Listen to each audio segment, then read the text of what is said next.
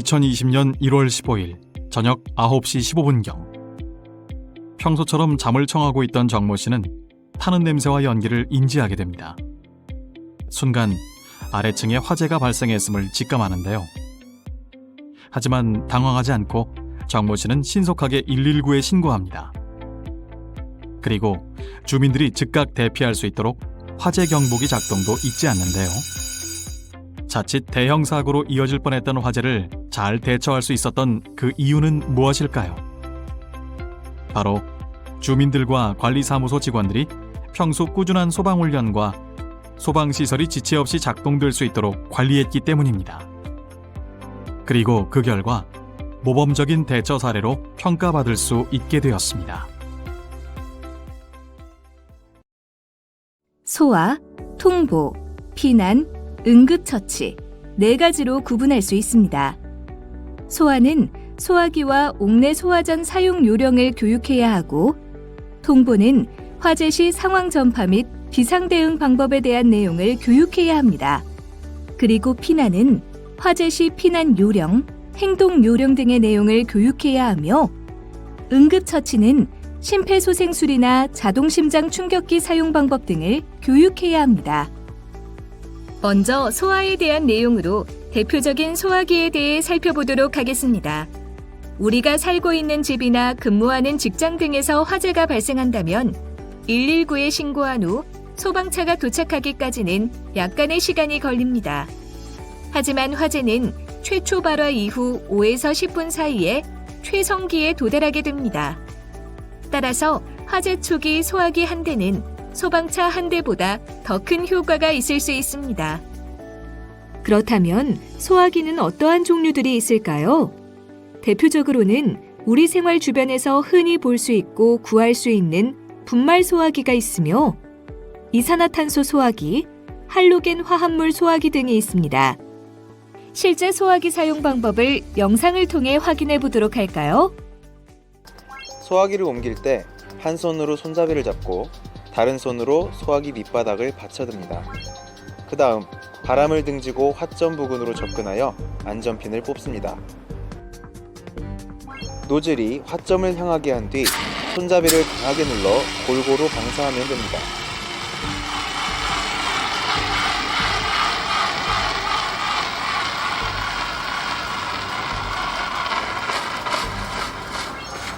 마지막으로 소화가 완전히 되었는지 확인합니다.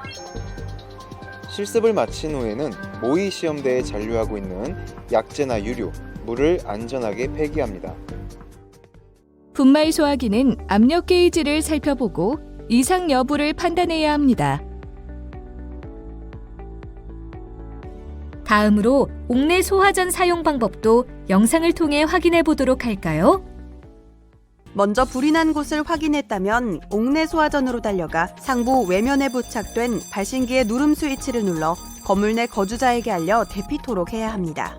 그 다음 소화전 함을 열어 한 사람이 결합된 호스와 관창을 화재 지점 가까이 전개해 나갑니다.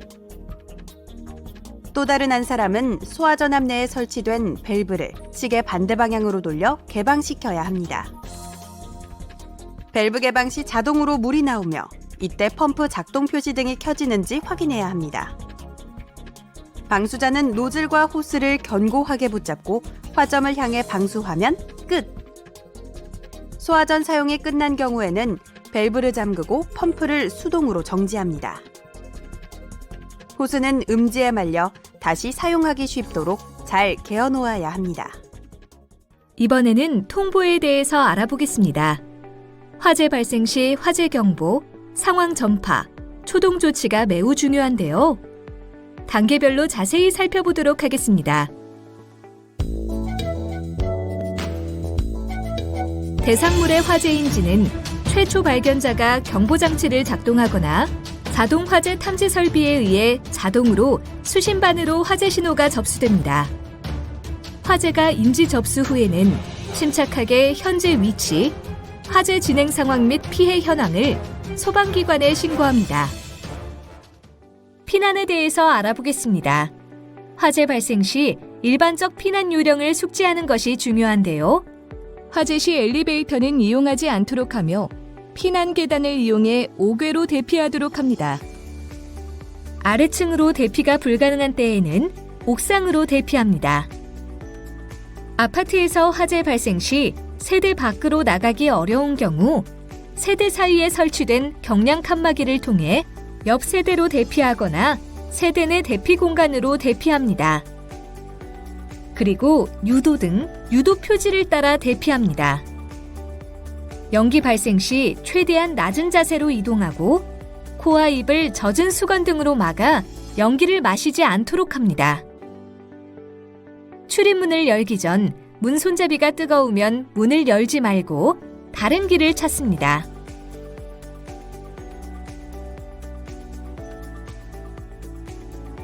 옷에 불이 붙었을 때에는 눈과 입을 가리고 바닥에서 뒹굽니다.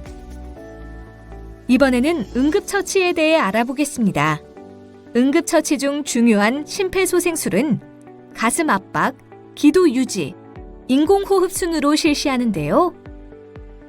먼저 환자의 반응을 확인하고 119에 신고를 합니다. 호흡을 확인한 후 가슴 압박을 30회 시행, 인공호흡을 2회 시행합니다. 그런 후 가슴 압박과 인공호흡을 119 구급대원이 오기 전까지 반복합니다.